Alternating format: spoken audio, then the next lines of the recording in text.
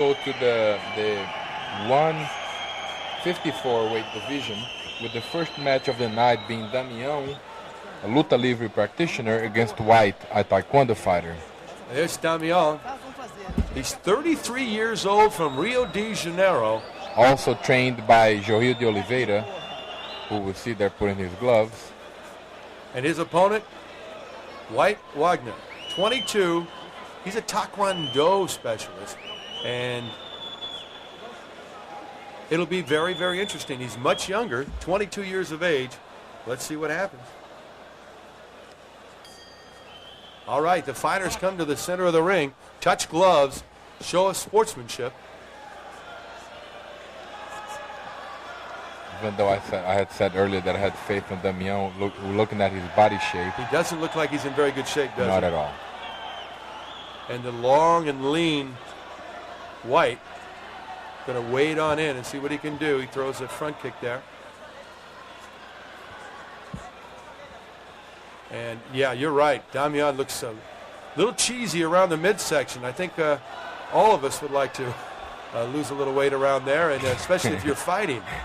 You know? Oh, a nice spinning back kick that lands into the chest of Damião. Damião seems to be, though, the man that is the pursuer, and he picks his man up, and he's going to use all that girth and throw him down, but he gets a reversal out of it, and then he turns and he reverses it again, and now he is on top as White tries to kick him off, tried to throw him off, but he can't do it, so he locks in the half guard. Oh, he takes the left hand, and he's trying to get out of that. Now White on top. White is in the guard. Yeah, even though White labeled himself a taekwondo fighter, he was a very well skilled ground fighter. You see, I mean, he did 3 reversals, didn't succeed in the 2 first one, but on the 3rd one he was able to invert the position. Quick for a 154-pounder as he jumps up. Damião is just lying on the ground. He's going to try and get up eventually, I think. But White is right there. As soon as he does anything, watch a kick. There's one there. Another one. Tries to fake him out. And Damião got up very quickly. Grabs his foot. Tried a side kick. And he grabs him. And then they both spin down. Both men down on the ground. Now Damião has the advantage. He definitely has the advantage. Now Damião he's got side control. And that side mount. Yeah, and that White, that guillotine that White is trying to apply on Damião is not very effective. No, he doesn't have enough leverage, doesn't have enough angle. And you know what's interesting is just that weight of Damião could wear this guy out. White, I should say, on the bottom of the, he's on the bottom, and that weight of Damião could wear him out as he takes a little bitty knee into the rib cage. Did no damage whatsoever, Damião's knee. Couple of elbows there. That'll soften you up if you get a couple of strikes to the kidneys like that. White, though, is fighting the right fight. Even though he's in the bottom, he's fighting to bring Damião back to his guard, to do a sweep, and then we continue the fight. There you have Joril de Oliveira. Screaming at his man. I'll tell you what, for Damião, he's going to have to come in. And, when you got to fight 3 fights in a tournament, you got to come in a little better shape than that, I would think. Oh, big knee to the back. Another big knee to the back of White. White finally had enough of those. He gets turned around. He is in trouble, ladies and gentlemen. Damião trying to lock on, but he can't. He cannot lock in that chokehold.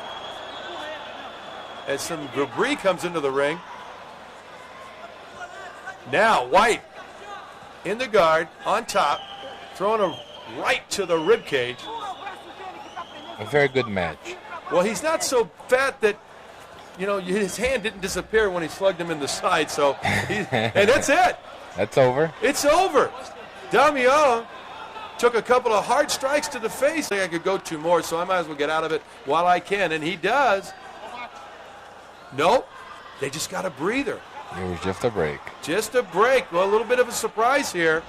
I think the fight was stalled, and the referee did the right thing. I mistook that. I thought somebody called it off. Okay, I apologize to Damião as he uses the headbutt. White has him in the half guard. A couple of headbutts. several headbutts. Those headbutts are very dangerous because when you don't apply them right, you can end up cutting yourself instead of your opponent. You can see the bruising on the back of Damião from some of the shots he's taken earlier. And White reversed the game one more time. Kind of in the half guard right there. Got it locked in. And White's got to get some distance so he can strike. First thing White should do is to release the leg and try to achieve the full mount. Otherwise, he's vulnerable to be swept very quickly. You're like a genius. He tried to do that. He couldn't do it, though. Boy, Damião has that leg in a vice grip. Now he breaks the guard. They're both against the ropes here.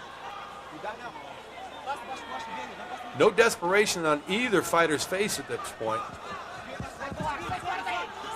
And a lot of action rolling around over there as White remains on top. Tried to lock in a chokehold, but couldn't quite get there. And now he might try it with his legs, but no.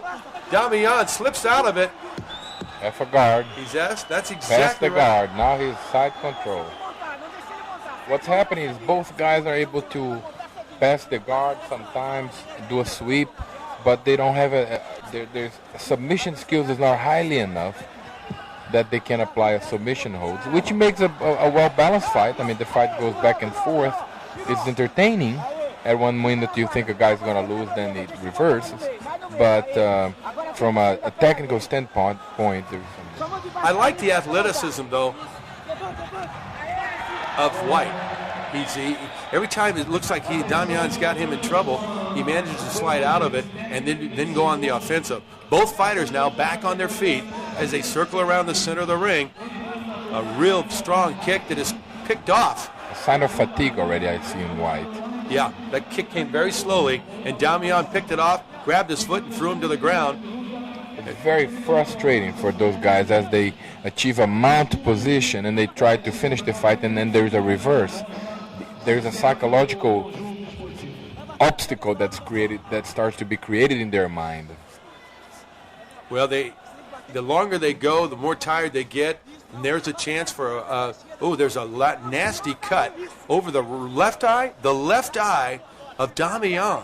I don't know how he got that, but it is a nasty cut. But the more tired you get, the more you are open for maybe getting caught in a submission hold, of making a mistake. Absolutely.